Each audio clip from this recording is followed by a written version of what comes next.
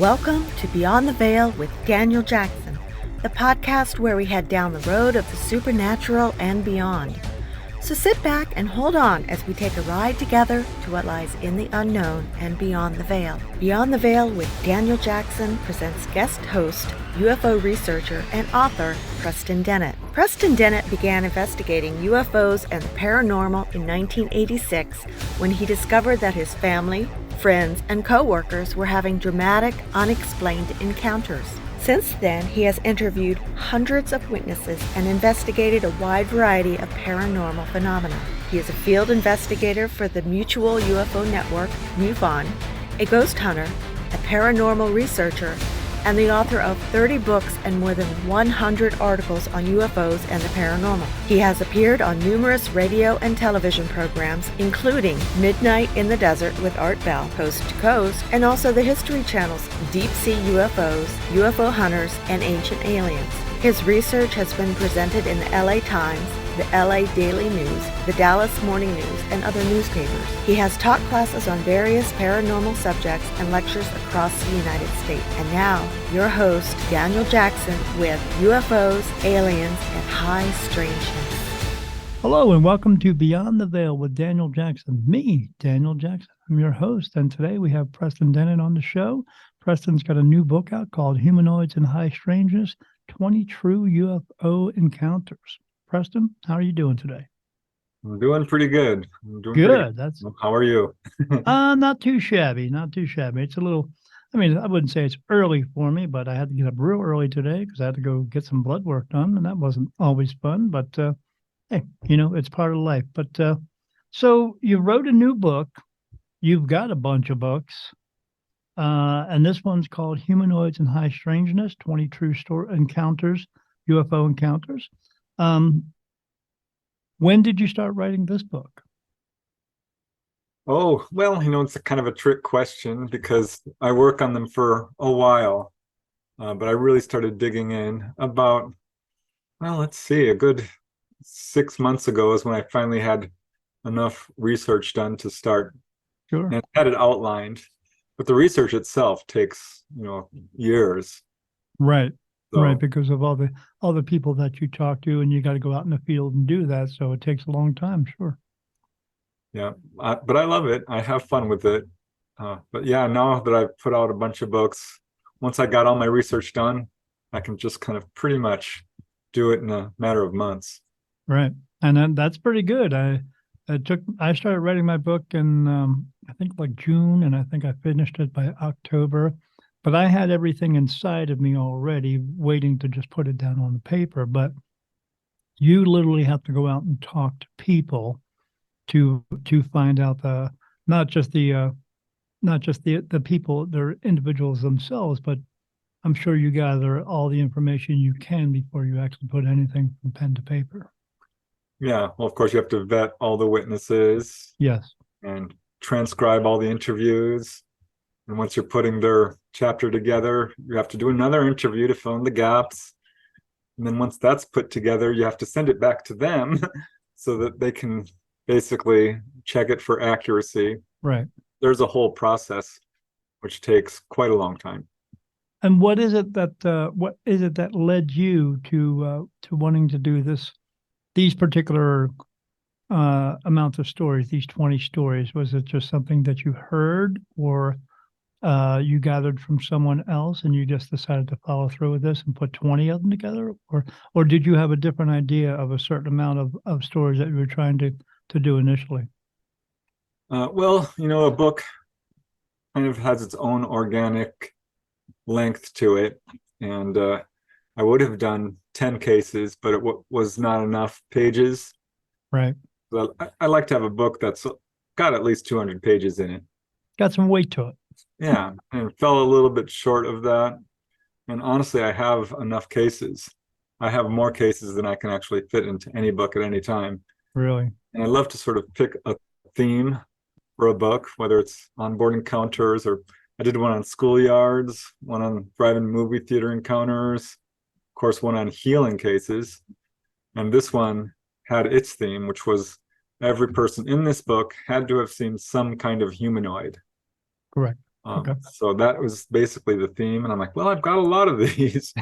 And I wanted to choose cases that I think have a high level of credibility because perhaps they've got evidence or multiple witnesses or, just convincing in some way, but also ones that are perhaps interesting or offbeat or have something new to contribute to our understanding, unique elements to it that maybe people haven't seen before. And what I really wanted to embrace with this book, because this is something that's been a long sort of pathway to discovering, is that UFO contact is inextricably connected with the paranormal and a lot of high strangeness.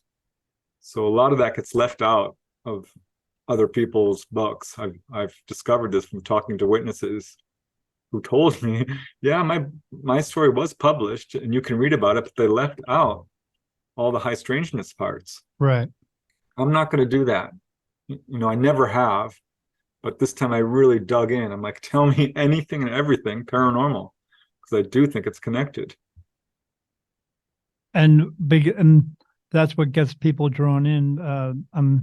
I know because of your book, because of the high strangeness. People, there's more to the story than just, hey, I saw a flying saucer and I saw something walking around.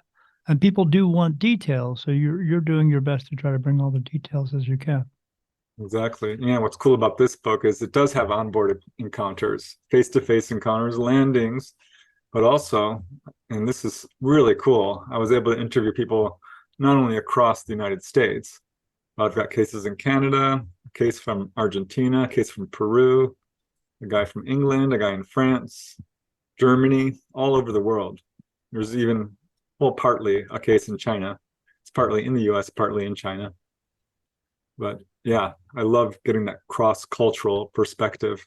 Sure. We're all human beings. We've all had some type of maybe not extraterrestrial encounter, but I know a lot of people, me being in this business, who just have some type of paranormal encounter going on in their lives. And some people just tend to blow it off, but other people, it really makes an impact on them. And so that's what you do. You're connecting and collecting all this information that makes the most impact, because people want an answer to it. They want to know what's going on here. Yeah, exactly. In fact, most of the people who contact me, that's why they're contacting me, because perhaps they've seen a humanoid that they've never been able to find any reference to, or just a really unusual experience. Most of the people I talk to don't end up in my books. They just want some answers. They just want someone to listen to what they have to say. When you do put all the stories in the book, do you use the actual names of the people, or do most people just don't want their names talked about? Well, it used to be that people almost universally said, please don't use my name. I do always ask, of course, because I like to be able to use the real name. I think it adds a level of credibility to the account. And I would say over half, did allow me to use the real names. I'd have to kind of look that up, but let's see, 1, 2. If you got to look it up, look it up. I'm okay with that. 1, 2. Some let me use just their first name, but there's 3, 4, 5, 6, 7. Let's see, quite a few. That's pretty good. I mean, 7, 8, 9. At least half of the people, allowed me to use their full name. And that's great because, I mean, as we know from all the TV shows, from all the other interviews that have taken place, even up to 10 years ago, people didn't want their names used because they were afraid of being ridiculed or have their lives ruined over this type of ordeal. Yeah, well, it's changing. It was interesting recently, the congressional hearings, which were just a few months ago, if that.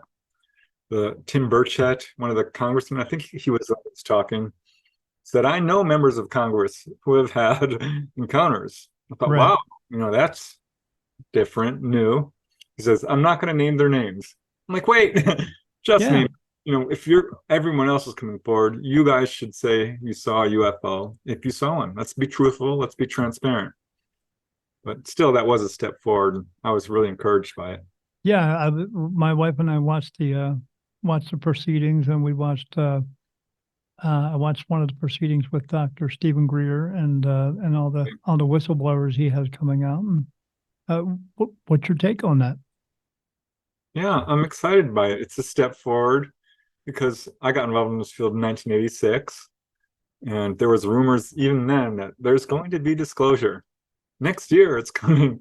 Of course, it never did. They always say that, right? But that rumor persisted and continued all the way up through really to today. But there was no movement at all in official circles.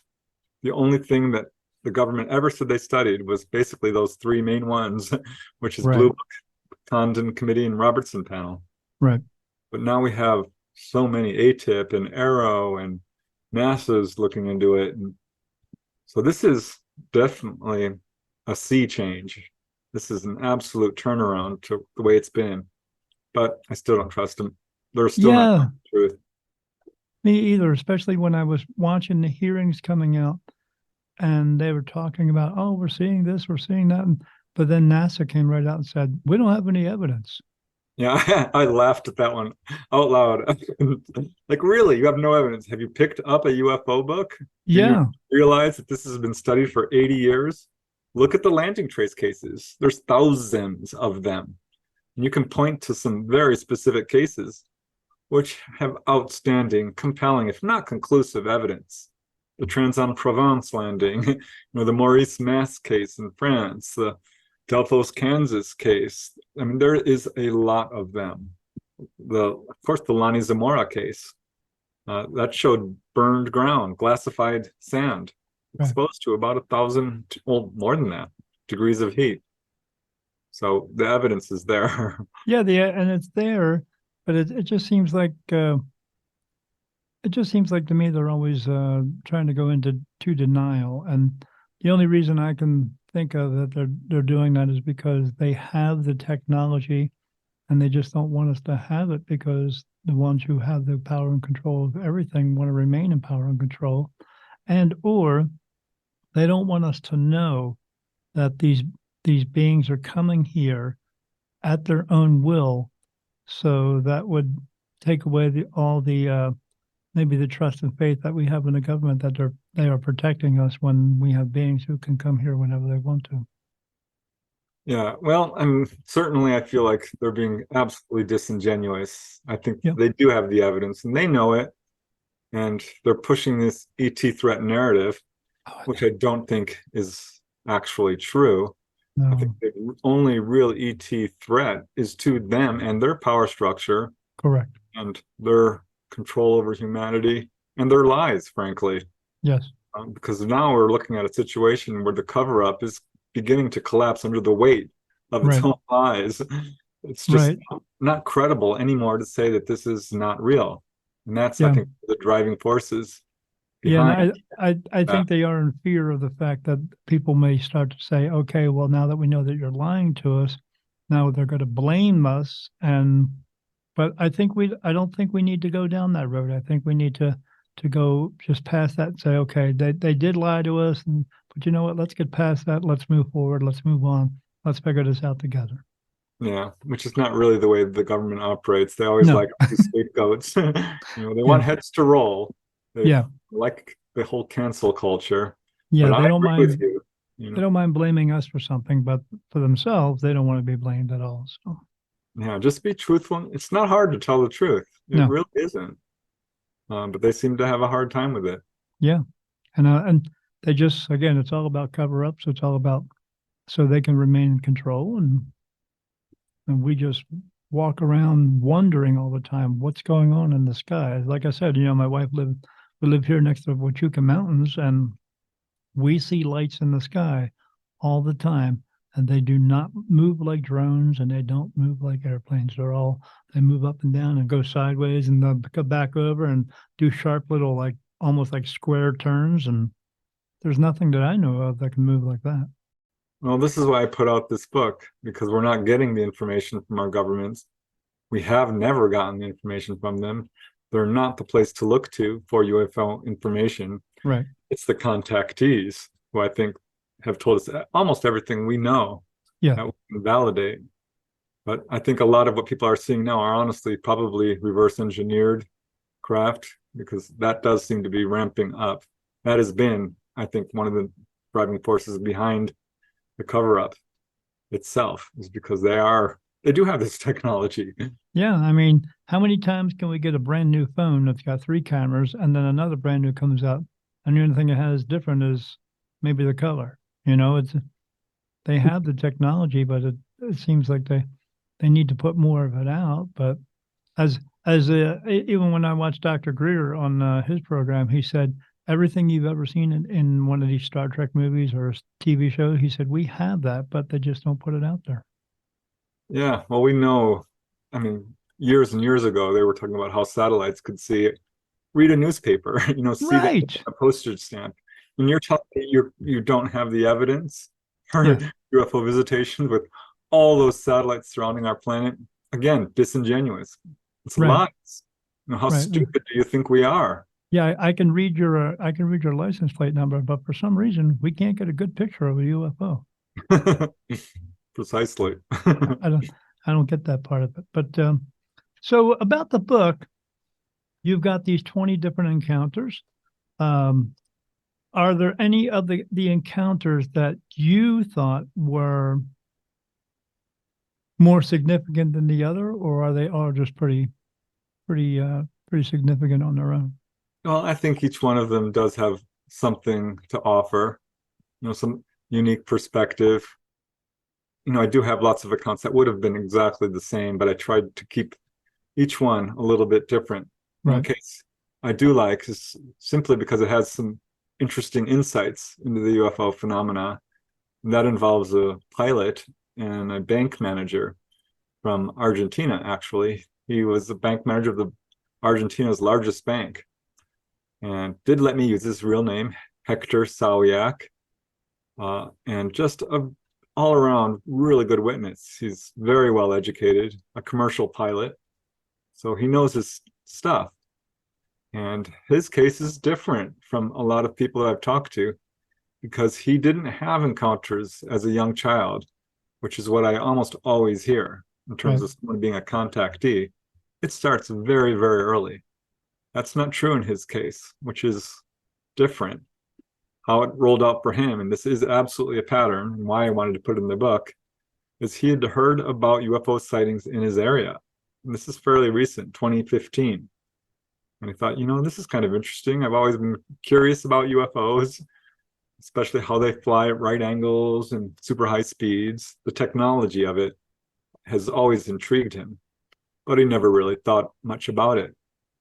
So he goes out of the city and brings his binoculars and camera and equipment. And unfortunately, the fog rolled in, or the clouds, and it just was an unsuccessful UFO stakeout. He didn't see anything. He drove back disappointed. But it was 3 a.m. that night that he had something very strange happen. He woke up hearing his name being called telepathically. And he sat up in bed thinking, well, what the heck? Because it was Hector, over and over again. So he gets out of bed and goes to the window. And as soon as he does this, a UFO appears. And he can tell, he's familiar with aircraft. So he can tell instantly this is not conventional, because this is a fiery orange-yellow object, which is moving from horizon to horizon very quickly, but much slower than a moving or a shooting star, much faster than any aircraft. No wings. No wings. No fuse, just a sort of an oval glow. And if it were just that, that would be one thing, but it called him out of bed. And that, he said, was the thing that really intrigued him, because he felt like this was an intentional sighting. And I agree, because this is something I have heard from other witnesses. And he went out there looking for them, and they showed up. So I think this is a pattern we do see. If you really want to see a UFO, go looking for them. Right. They may, call out to them, and they will oblige. At least not always, but certainly sometimes. And they did in his case. And it went beyond that. And this is why I thought this was really an important case, because it was just a week or two later. He's laying in bed. The room fills up with light. He wakes up, and there are two humanoid forms standing at the far end of the room. And he's instantly filled with terror, a lot of fear, because these were not human. They were humanoid, but they weren't crazed. One was about 6 feet, the other 5.5. They were very slender, wearing bluish uniforms with red cuffs and a red belt, and had very pale faces, large dark eyes, but normal-ish human features, and no visible ears. And they say to him, "You do not need to fear. Have no fear. We're not here to hurt you. You're gonna be fine." And he says the strangest thing happened. His fear just evaporated. Instantly, he just got this feeling that these were very nice people who did not mean him harm. And in fact, he says he felt this intense wave of love coming from them. He said, "Preston, this was a love I've never felt before." This went beyond falling in love with his wife, holding his child. This was an all-encompassing love from these beings. And that is something I've heard before. And I think it's an important point, because this sort of speaks to the benevolence of a lot of encounters, if not all of them. I don't want to say all of them, because some people don't have a good time. Sure. But certainly he did. And one of these figures came, the shorter one, walks right up to his bed, cradles his head in the being's arms. And Hector at this point is just crying. He's just overwhelmed with emotion, sort of gratitude and love. And just, this is absolutely awe-inspiring. And this being says to him, "We have come to heal you." Now, Hector found that a little bit puzzling, because he wasn't sick.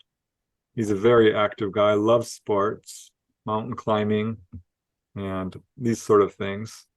And he has a great diet. He wasn't sick, but this being pulls out this little pill. It was a triangular little brown pill, and says, "We want you to eat this." So Hector took the pill and put it dutifully in his mouth.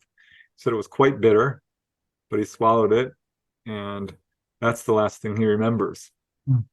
But he woke up the next morning, and there were tears drying on his face. His pillow was a little bit wet. He woke up his wife. She did not see anything. She was kind of surprised to hear what he had to say. Someone else was in the room, sure. Yeah. But she did believe him. She knows he's not a liar, and was very supportive, to her credit. But he says the only real physical after effect was he was nauseous for about a week. So I wonder if perhaps there was a condition that he was unaware of. Sure. I did write a book on healings, and that certainly has come up. And that's how he found me, because he started doing his research. He's like, "Gosh, someone else out there has to have had this kind of experience." Sure. And certainly they have. But other than that, it did change his life.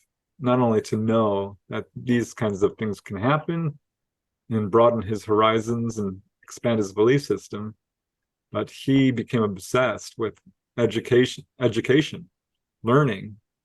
He was always a smart guy, but he went back to college and started taking, earning an advanced degree in education and learning. I mean, he was using words I had to look up in the dictionary. I read a lot, so I've got a pretty good vocabulary, but this guy blew me out of the water. I'm like, what is that word? Casuistry, and that was one I had to look up. Yeah, I would have to look that up too. I did not know what it meant, but yeah, he is absolutely interested in consciousness and expanding awareness, and that is definitely something we see with a lot of people who are contactees. Did he ever find out from a doctor what he may have had or what the effects that pill did to him? No, No. he did not.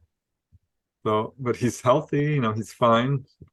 So, I mean, certainly there are other cases where people have gone to the doctor following an encounter. He did not in this case. I think he was kind of overwhelmed by it. Really, really surprised him. And that was it. This is a one-off. Well, in essence, it's kind of the two events, but generally speaking, when someone has an encounter like that, it's a lifetime of experience. But Yes. that's not true in his case. So I think, the real takeaway from this case is if you want to see a UFO, go out, look for them, call down out to them. And Absolutely.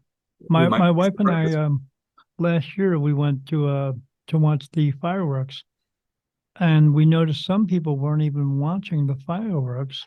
We were talking to a gentleman in front of us, and he was looking off to the left. And I was like, "What are you looking at?" He says, "I come out here every year on 4th of July when the fireworks are going off, but I point cameras right at the mountains over there." He says, "Because I catch a lot of lights in the sky, and they're just sitting there, and I see them moving around all the time. So I always come here on 4th of July." And so my wife said, "Oh, well, let's do the same thing." And she pointed her phone up there, and he was looking out there. And my wife says, "Do you see that purple light over there?" He's like, "Oh, I see it now. I didn't even notice that before." And then my wife said, "Look about this blue light that's right next to the purple light, and all these other circular and cigar shaped looking lights." And we saw, so now we just go out there, and for 4th of July, instead of watching the fireworks, we watch to see what's going to show up. For some reason, they just keep showing up. And I don't know if it has anything to do with 4th of July, or if it's because the mountains are right there next to that intelligence base. Who knows what's going on there or underground there? But Daniel, I'm so glad you brought that up because I put a chapter in my previous book, Not From Here, Volume 4, called 4th of July Encounters, Independence Day Encounters. Really? This is a thing. I found hundreds of cases because someone kept telling me, "Oh, I saw UFOs on the 4th of July." And I'm like, "Well, sure you did. That's probably fireworks, a sky lantern." Right. But, after getting a really compelling case, I thought, you know what? Let's look this up. And I went to the files of National UFO Reporting Center and the Mutual UFO Network and got knocked over. That July 4th is hands down the most common day of the year to see a UFO. And I still thought, okay, well, maybe this is fireworks because people are not always good witnesses. But I went through every darn case. And I tell you, for decades long, that's many thousands of cases. I mean, my eyeballs were dried up by the time I was done. This is a lot to look through. This is an enormous amount of armchair research mostly, but man, oh man. Yeah, some people are clearly seeing sky lanterns, which are... Why do you believe they're coming here for 4th of July? Because, I mean, when you're at 4th of July, that celebration, everybody there is looking forward to this event. They're in a good mood. They're all talking to each other and being nice to each other. Do you believe it's that? Or maybe partly. they just wanted to add to the show? I think it's partly that. I think it's partly the fact that people are outside looking up. But it's much more than that, because in case after case after case, these objects show up. And these are metallic craft with portholes. Humanoids are being seen looking down through the windows. Yeah. These craft will show up when the fireworks begin and watch the whole darn show. And sometimes they will put on a display. What UFO researchers call a display is when they're overtly showing themselves in a very brazen, obvious manner. They want to be seen.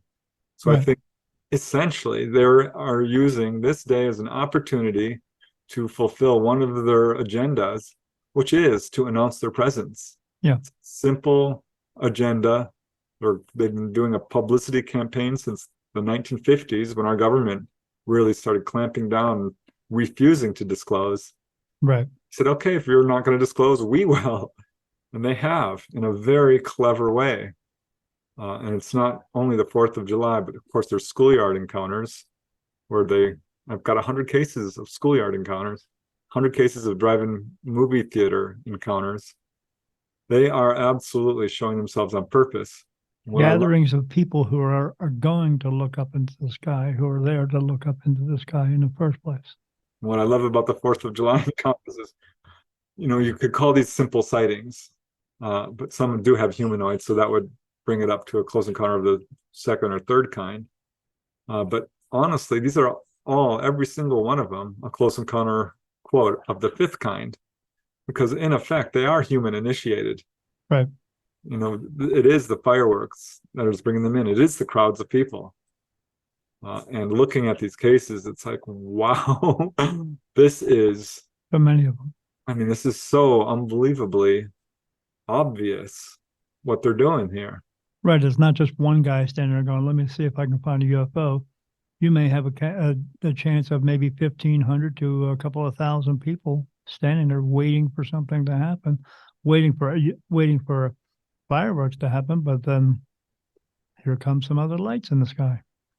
Yeah, there's been a lot of people talking about this. I started doing my research. It's been a buzz for quite some time, but I don't know that there's ever been a researcher who's tackled this specific day to look into it. And I did have to throw out a lot, which were clearly, the sky lanterns can go up to 4,000 feet. And it's just a little glowing candle in a paper balloon, but from a distance, it looks amazing and can dart around a little bit. Yeah, when you see a couple of them going around, sure. But the fact is, they only can last maybe 15 minutes at the high end. And they cannot dart from horizon to horizon and back. They can't do that. They don't there's no wind that can carry them that quickly across the sky. They don't make a low buzzing. They're not metallic. They're not saucer shaped. So they don't explain a lot of the cases. But yeah, a lot I did throw out because I'm like, this could very well be sky lantern, but I think a lot of them aren't, honestly, and because it kind of has the same characteristics in some ways. Just a glowing object there in the sky. It's probably a UFO, but I threw it out because I couldn't prove it. Right. And even then, there was enough cases to solidify the 4th of July is absolutely a UFO attractor. And maybe that, like you said, maybe the people within the UFOs are just going, hey, did you just see that starburst? That was pretty cool. They are enjoying it themselves for some reason. Yeah, they're beautiful. So, and UFOs are all about lights. Right. They have all the light beams coming down, and they use lights to heal and lift people up and pull people through the wall and levitate and things they can do with lights. Yeah. It's so far beyond our own understanding. Yeah, for me and my since I'm a medium, being a medium ever since I've been a medium, it's been about 3.5 years ago. With part of my gift, I'm no longer able to see the stars at night. I see one or two every now and then, but I'll see one and then it just kind of blacks out, and then I start seeing energies everywhere. But if there's any artificial light that's happening, I see it. And for the past 3.5 years, I've seen these particular lights in the sky that I know are not airplanes because they sit still in the same position every single night when I go out there, except wherever the position of the moon is, they're off from the moon. And when I do see them, I used to see 3 sets back in Delaware. I only see 2 sets here in Arizona. But as my spirit guides tell me, that there are actually 7. And they tell me that these are ships that just sit above the earth and are hovering and are watching over us. And when I see them, I see 3 lights in a row. So I see 1, 2, 3, and then another one here. So it looks like a letter Y. And I see that one of them, maybe if you're looking at the moon, down at about like 3 o'clock. And then I see another one that's maybe at like where the moon is and at like 10 o'clock from the moon. I see that every single night that there's a clear night out in the sky. But back in Delaware, I saw them also in that same position. And then I saw one set that was directly west of us. So, but I see it all the time. And Don't know how else to explain it, but it's hard for me to explain it to someone else who doesn't see it, because when they look up in the sky, all they see is the gazillions of stars. So they can't pick it out because all they see is all the other stars. So it just looks like another set of stars to them. But I've only met maybe 3 other mediums who've actually seen the same thing that I've seen. Wow. But Well, I do know that when someone has contact, it can spark up all manners of psychic abilities where people do start seeing auras, will develop mediumship, start seeing shadow people, have lots of precognition or astral projection, or I mean, it's the entire gamut.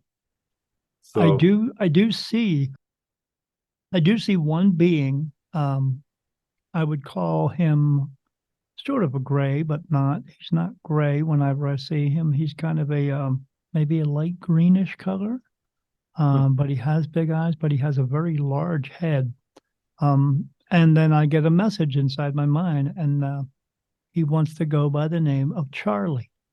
So I see Charlie on a regular basis. Apparently, every time that my soul keeps coming back here into another body, Charlie has been watching me for a very long time. I'm also told that Charlie says there's going to come a point where they actually do come here, and there are going to be some of us, like myself, who are able to hear telepathic messages, because that's the way we originally communicate with each other. Because just because we have a voice box doesn't mean that's not the original way.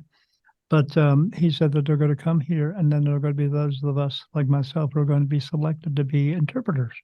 And they will come here and tell us things, and then we will tell everybody else. But they've been telling me that for 5 years.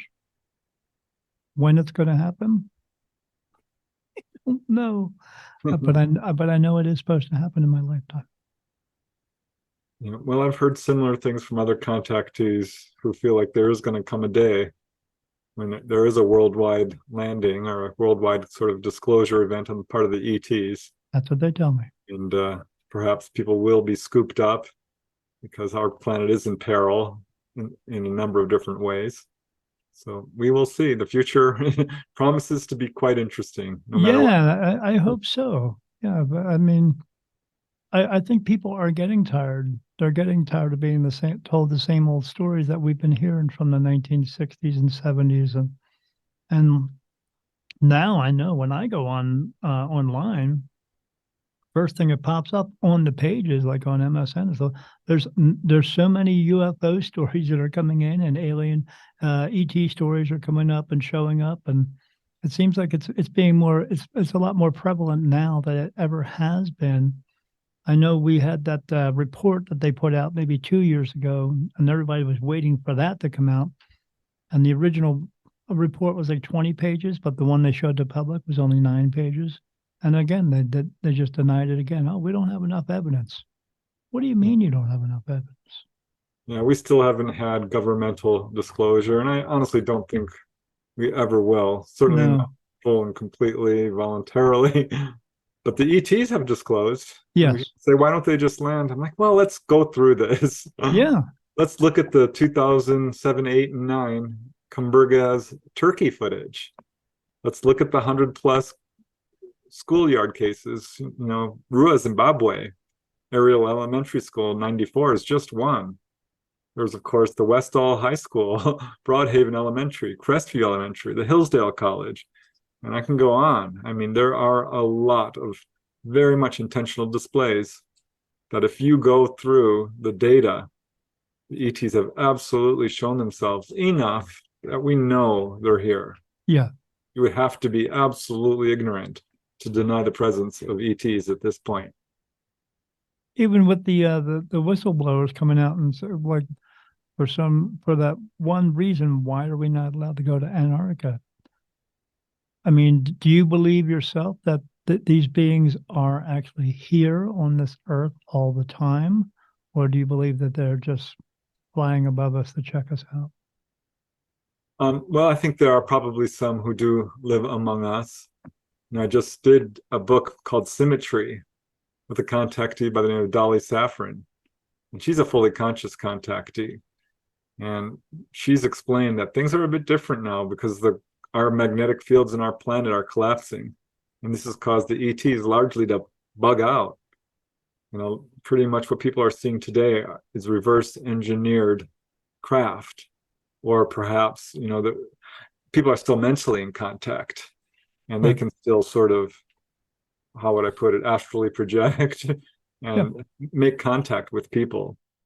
But yeah, I think that there are ETs living among us who are staying here. I think the evidence for that is, I can't prove it, obviously, but it's pretty compelling. And I think it's the sheer number of reports of this that is the most convincing, which is true with, accounts of people being taken on board. No, we don't have absolute conclusive proof necessarily, other than perhaps implants and healings, and that's good, solid evidence. But there's so many cases, Daniel. Right. There's so many cases and so many witnesses out there. And people who don't know each other. Yeah, we've all been conditioned in this world that we have to look towards our own government for the answers of everything, and that's what they want. So I think that's why people are also looking towards the government to give them answers about this. But there's, I'd say don't do that. No, it's dangerous. Yeah, they're pushing a false ET threat narrative, which could be preparation for a quote false flag ET invasion, which there's a lot of buzz about that in the field. There really is, and our media is so fear-based, and it's really unfortunate, because if you look at what actually happens when people have contact and are taken on board, the scariest, worst thing you hear, and I think, I'm going to underline this, is the medical exam. Correct. And which can be scary and even occasionally painful. Yeah. Usually not, and if a person is in pain, they will usually relieve their pain. But I don't want to say always, because there are people who said, no, well, they didn't do that for me. They just kind of hit me with their instrument and it hurt. I'm like, okay. But that is I don't get accounts of what I would call outright torture. Or I've never heard of anybody who went to a dentist office who didn't come out saying that hurt.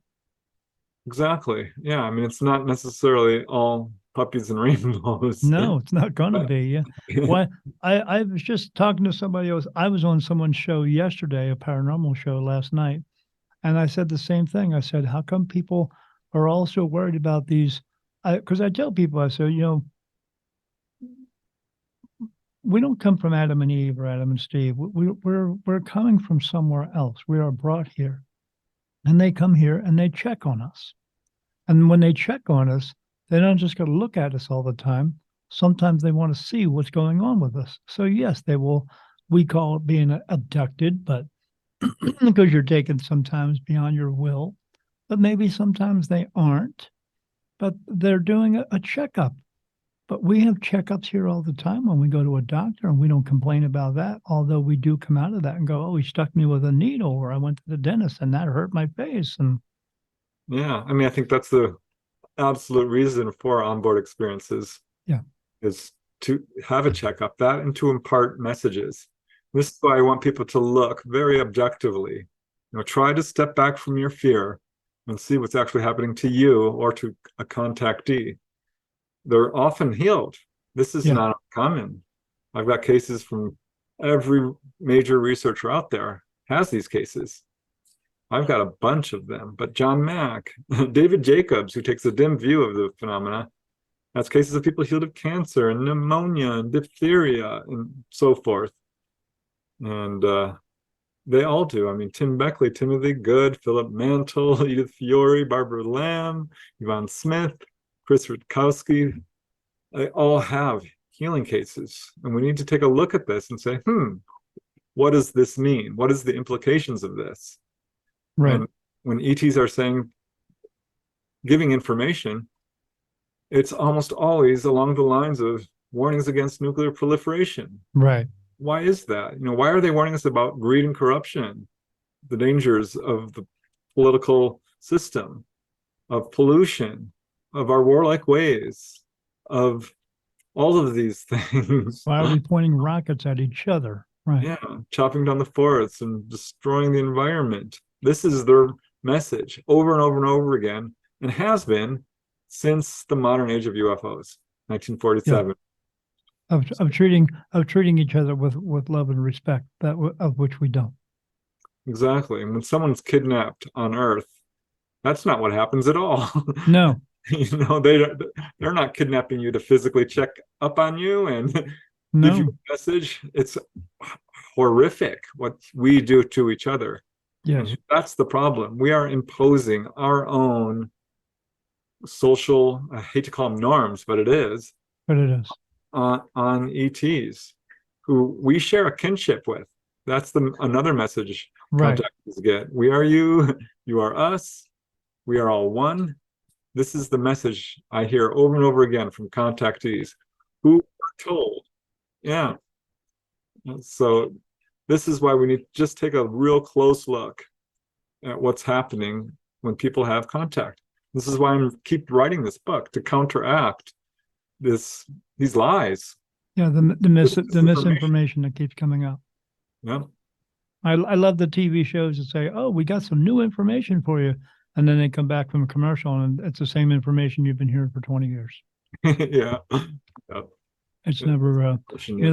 They wanted to convince us that the pyramids were burial grounds, and now we're finding out they're not. They're more like power plants, and they've been here a lot longer and than we really know, and there was no way possible. They made it out that slaves were carrying the big rocks and making the pyramids, and now it's coming out more and more that there's no possible way that people could have done this.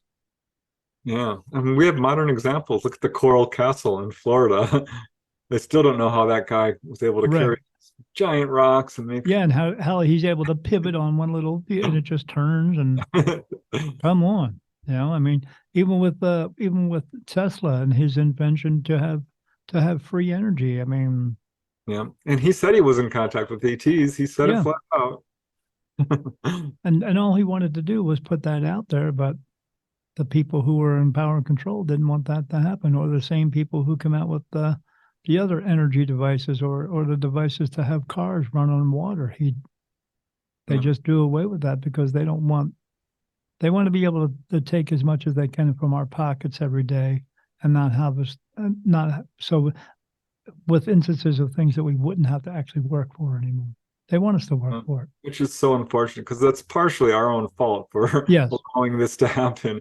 And ETs won't step in because people have asked them flat out, well, why don't you just get rid of all these 1%ers, this cabal, the Illuminati, just kill them. We wouldn't learn anything if they just did that. Exactly. Yeah, we're here to learn things and fulfill a purpose. And what we don't, if we were given everything in your lifetime, you wouldn't appreciate the things you do have. So, I know the Staples commercial has a big giant easy button, but there is no easy button. We have to learn from this. So how do we learn from it? We're going to have to, unfortunately, what we did is a long time ago, we relinquished the power over to them a long time ago, the kings and queens and governments. And now the only thing we need to do now is walk in and say you're fired and take the power back. But no one seems to do that because the government keeps telling us if you do anything to us, we'll put you in jail. Yeah, well, there are absolutely ruthless governments, and when it comes to the UFOs, there are. Yeah, we live in one. Their lives. Yeah, I mean, the cover-up's no joke. No, you can. It's not speculation. It's demonstrable. You can prove it, and people have lost their lives over it. Yes, and even in Mr. Grush's, he also kind of stated out there that he had opposing people coming to him. Oh, this is not real, and this is don't talk about this stuff. This is the devils and demons and all that stuff. And now they're trying to bring this crazy religious crap stuff into it as well. But I believe, if they wanted to kill us, they could have done it a long time ago. But why would they kill their own children? Yeah, no, it's us who are killing each other. We're the ones who are funding both sides of a war. And it's not even us. People all over the world, I think, are generally good and just want the same things, just love and family and food and just, to be at peace. Yes. So, and that's what we need in this place. But we're just, look around. We're just not doing a very good job of it. Yeah, which is why the ETs, it's no coincidence, I don't think, and certainly a lot of researchers have said this, that when we finally started exploding nuclear bombs and got that ability to completely wipe out our planet, We got their attention. they're like, okay, fine, we will do what we can. We're going to Right. we're going to intervene to the degree that karmic laws allow. And I want to say karma because they did. The ETs have used that word. Right. And it comes up, and I'm like, wow, this is fascinating to me, because that is, I thought a human concept. No, it's not. No. ETs, I've got case after case of it. I mean, one lady, she was in a horrific car accident in Atlanta, Georgia, and ETs pulled her out of the accident and said, this what you weren't supposed to be this badly injured. You actually died in this accident that was not supposed to happen. We've saved you. We're going to heal you mostly, but we can't heal all your injuries. Some of them are karmic. And you chose this to learn a lesson. Yes, you put that out. This is what you were supposed to learn from, but not all of it. All of it, this just happened to happen. And yeah. I try to explain that all the time to people in a sense where, because I see spirit all the time, I'm in communication with we refer to as archangels, and I tell them they're not men with wings and shields and swords. The ones that I always see around me, when I see them around me, I see these 8-foot praying mantises standing in my room. And then I say other beings, some of them look like owls, and some of them look like they're not human, but they look humanoid. So I try to tell people this is what they are. What they are is what we would refer to as ETs, as aliens. These are just beings of a higher consciousness that no longer need a body, but there are many, many others who are still occupying bodies, but they're at a higher consciousness than we are. They are just a higher thinking and have come to the conclusion that we don't need to be at war with each other, and we could just take care of each other. And that's what they're trying to teach us. But people they don't seem to get it. Well, that's what when I wrote this book on humanoids, I do have lots of cases of ETs of all kinds, but also like one involving like a demonic little hairy ape, a few involving angels, apparent honest to God angels. One lady who is a contactee was having a very hard time with her mother passing away and her daughter just being born and raising her as a single parent. Had an angelic encounter where she walks out of the kitchen with her little dog, and her little dog saw it first. This enormously tall angelic figure, which went right up to the almost 20-foot high cathedral ceilings, right at the foot of the staircase. Now, this lady, Janet is her name, is not religious. So this really surprised her to see this glowing angelic figure. She says it looked like it had wings, but it was just the aura around it. Yes, the aura. And it had that shape. But it was absolutely aware of her, and she got a message, and it said, things are going to change. It's going to get bad, but they will change. And then it did get bad. She had a real hard time for a year dealing with her mom's multiple illnesses till she passed. And without that angelic encounter, she says, I don't know how I would have gotten through it. Yeah. It came at a time I needed it. But yeah, she's had encounters with grays her whole life. I like what Robert Monroe said. If you know Robert Monroe, he's very well known for his astral projection books, out-of-body experiences, in the Gateway Institute, where he teaches people how to go out of body. And he was really good at it, probably one of the best, certainly in the literature. And he said that Earth is a school, and in fact, those who graduate from it are highly respected throughout the universe. Yes. And I had to laugh at that one. So I sure hope so, because this is a tough school. It is. Just the pain and the sorrow and the things that the loss and the anger, grief, guilt, isolation anguish, all that stuff. Yeah. We go through the whole gamut of everything, and some of us come out okay, and a lot of us don't. But yeah, well, I think as long as you make the right decisions, Yes. allow love and truth to guide your actions. Yes. Unlike our, I don't want to even call them government, but people behind the cover-up. Yeah. Making some very poor decisions and hurt a lot of people, and they're going to regret it, because we all are immortal beings. Correct. As you know, and karma will come back and bite you on the butt. They the way that they communicate with me, they just put thought into my mind. In the very beginning, it was like 5% of the time. Now it's 85% of the time. So my own thoughts aren't even mine anymore. But they also touch my face for yes and no answers. And this is yes. Feels like a tear running down my face for no. I have it to the point. So every decision I make throughout my entire life, I'm talking to them and they're telling me. And to the point where I wake up in the morning and I ask them, am I taking all my pills today? No. And I get touched? No. And they just touch me right now? No. So I will go out to my pills and I will look at them and I'll pick one up and I'll just look at it and I get touched? No. So I put that one down. Pick up the next one? No. Put that one down. Pick up the next one? Yes. Pop it open, take a pill. That's how I do it. Every day of my life. Or even when I'm out riding my motorcycle, I'll be riding around. I'll see, I think in my mind, because that's how they're communicating with me. I need to take a right-hand turn. No. You don't want me to take that one? No. I hear next right. So you want me to take the next right-hand turn? Yes. Okay. I take that turn. You know what's going to happen to me the other one? I don't care. They're looking out for my best interest. They told me as long as I listen, trust, and follow through with what they tell me to do, I'll never get into another car accident again. And I haven't since they told me that 5 years ago. Well, I do know a lady whose account is in the book. She's the one who saw the angel, and she does have some pretty serious health issues, but she communicates with the Greys, and they help advise her on what to take, what not to take, and right. The right actions. She was saved from a pretty severe car accident by a premonition. She's not sure if that was the Greys or probably her own psychic ability, because we do all have psychic ability. We just don't always use it because we don't know how to use it. Yeah, well, that's why I tell people if they want to learn astral projection, let's overcome your fears. Yes. You don't want to be mired in grief or despair or lust or any of those emotions that can steal away your actual awareness. Right, that's a block. Yes. Yeah. Yep. I tell people about it, all this stuff all the time. This is one of the big ET goals, is to wake us up to what we can do.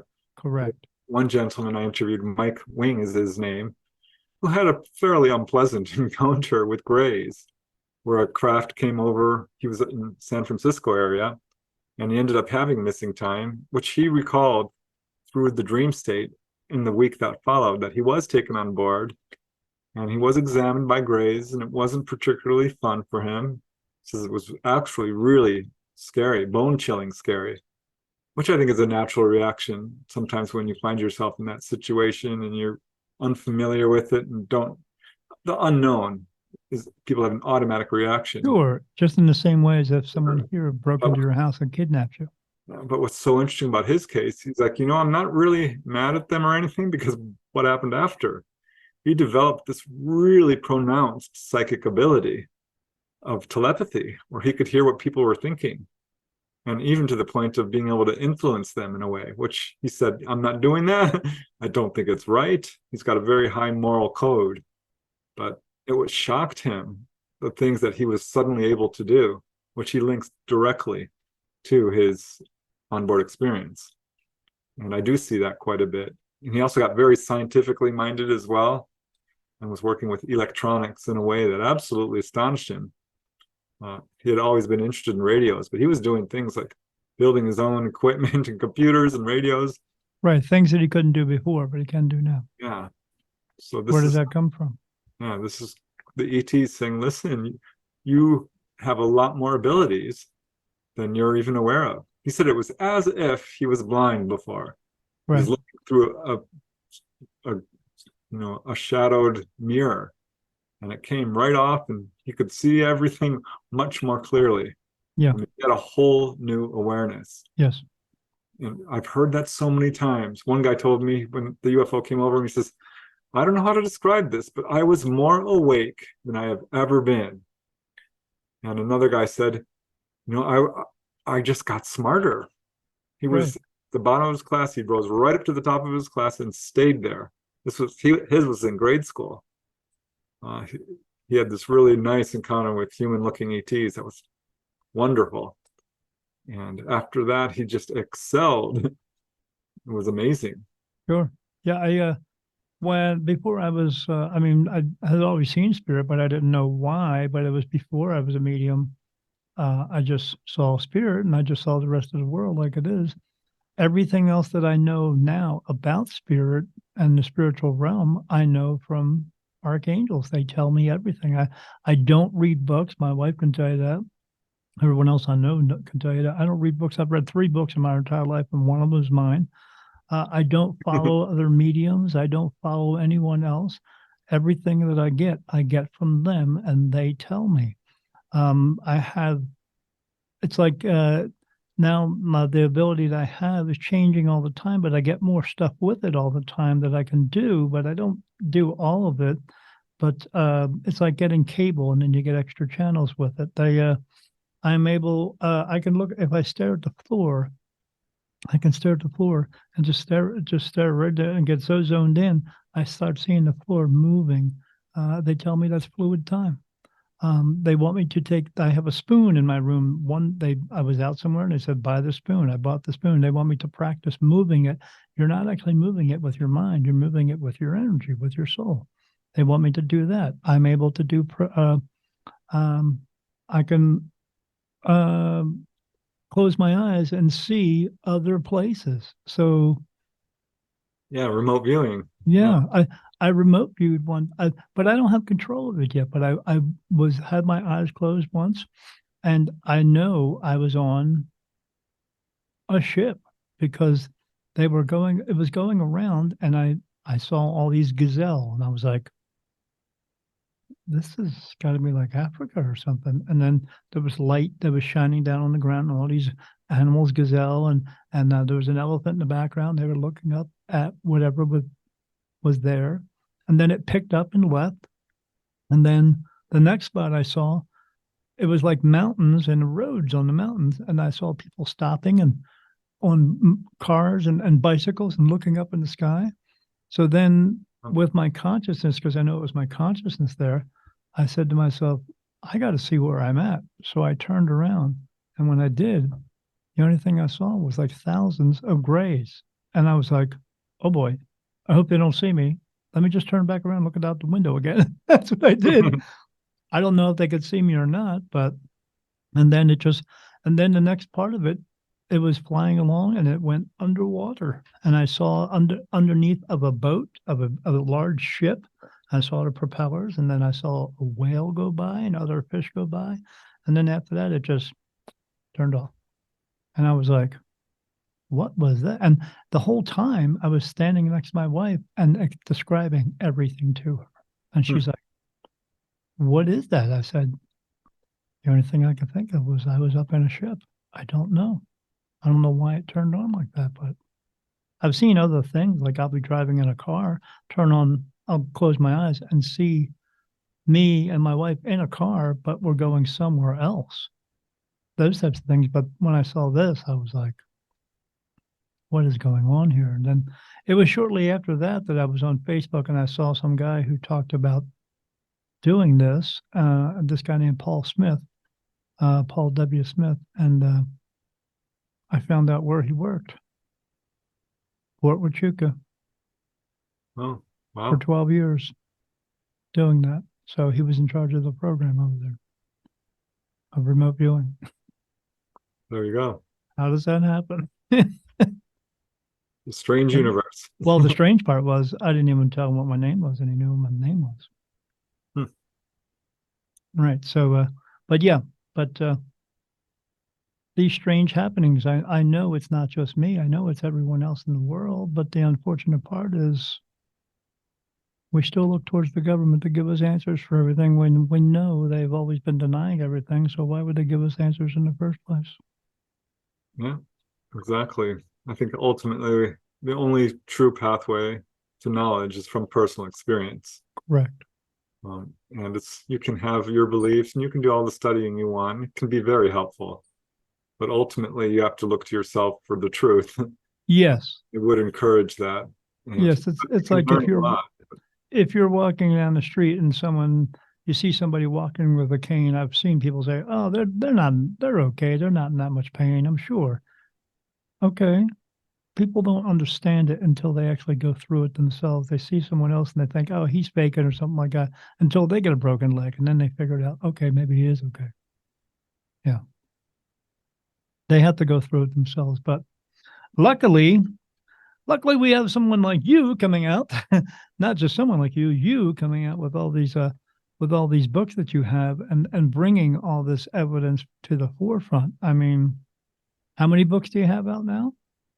It's 31 now. Oh my God. My gosh. Do you ever look at yourself and go, how did I get 31 books? Oh my. Yeah. And do you have plans for, how many more do you have plans for so far? Because like you said, you do this, you just constantly do this. So. Oh, I have another 31 at least. All right. There's an endless supply. Yeah. I absolutely love doing this. And I've got 3 or 4 books already. Well, 5 or 6 really in the works. Wow. So that's incredible. That's a lot of information to get, and what some people would think may be a burden, because, you know, it does take up a lot of time. But since this is what you do, it doesn't really take up much that time, especially if you love doing it. Yeah. Well, I sure do. And I've been doing it. It's funny. I look back, I'm like, well, it's been most of my life, actually. Yeah. I started as a young man. So I was like 21 and found out UFOs were real. Right. Didn't have any gray hair. No. No. I'm never going to get gray. Well, I have gray beard. So. Yeah. Me too. Yeah. But since you're a part of the MUFON group, do you get information from them on cases that they can send you out to, or are you just doing this all on your own? Mostly on my own. Initially, I did work closely with MUFON for the first 5 years of doing my research, but I got a little discouraged for various reasons and thought I could be more effective on my own. I still support MUFON. I am a member, and I do speak at their conferences, and there's a lot of wonderful people in the organization. So yeah, I think it's the biggest citizen UFO group that we have going on right now.